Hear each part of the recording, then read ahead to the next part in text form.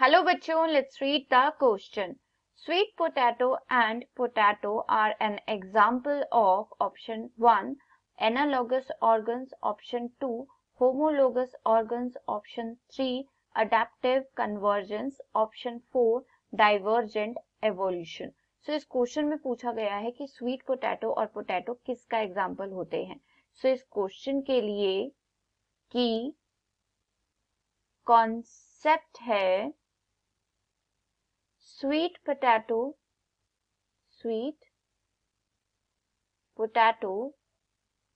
and potato. अब sweet potato और potato में डिफरेंस क्या होता है. So if we talk about the potato, so potato क्या होता है. Potato is a modified, it is a modified stem. क्या होती है ये? मॉडिफाइड स्टेम होती है जिसमें क्या होता है, स्टोरेज होती है फूड की. And if we talk about the sweet potato,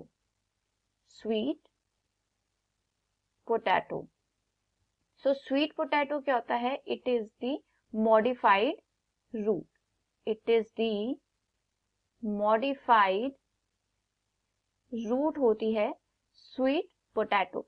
लेकिन जो ये स्टेम और रूट है, that is potato and sweet potato, इनका फंक्शन सेम होता है. They have similar function of storage of starch, storage of starch.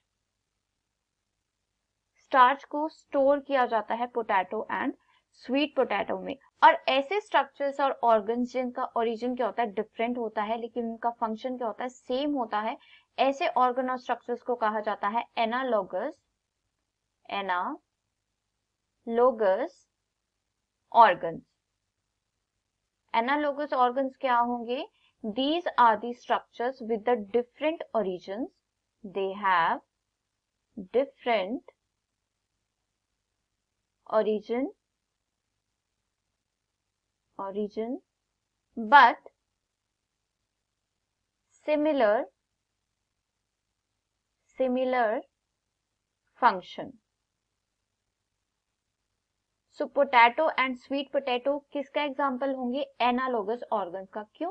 क्योंकि जो पोटैटो है वो क्या है, एक मॉडिफाइड स्टेम है, और स्वीट पोटैटो क्या है, it is a modified root, जिनमें क्या किया जाता है, स्टोरेज ऑफ स्टार्च किया जाता है. सो इस क्वेश्चन में पूछा गया है कि sweet potato and potato are an example of option 1 analogous organ. So yes, potato and sweet potato they are the analogous organs. Option 2 homologous organs. So homologous organs कौन से होते हैं? These are the organs or the structures. Those have same origin but they are of the different functions.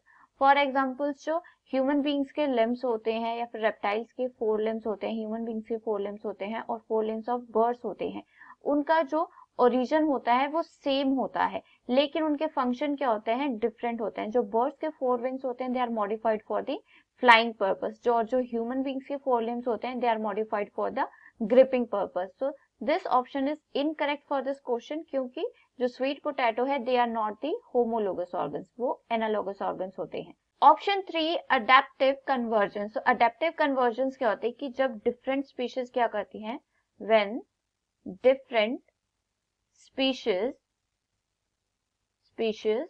shows similar behavior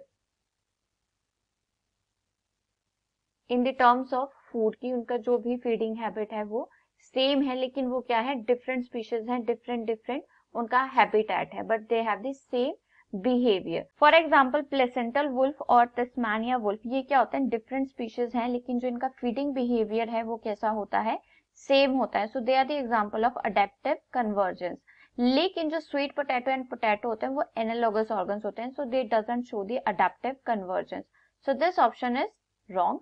option 4 divergent evolution. So divergent evolution में क्या होता है कि जो भी पेरेंट स्पीशीज होती हैं उससे डिफरेंट स्पीशीज क्या होती हैं, इवॉल्व होती हैं based upon their food habits, और जो भी एनवायरमेंटल कंडीशंस की बेसिस पर उनमें चेंजेस होते हैं, और वो क्या हो जाता है, जेनेटिकली आइसोलेट हो जाते हैं.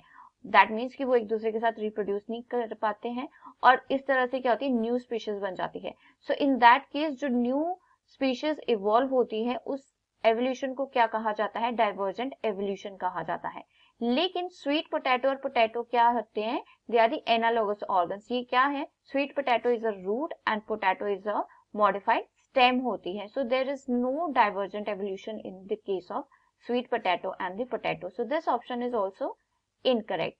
So for this question, the most appropriate answer is option 1, analogous organs. So I hope you understood it well. Best of luck. Thank you.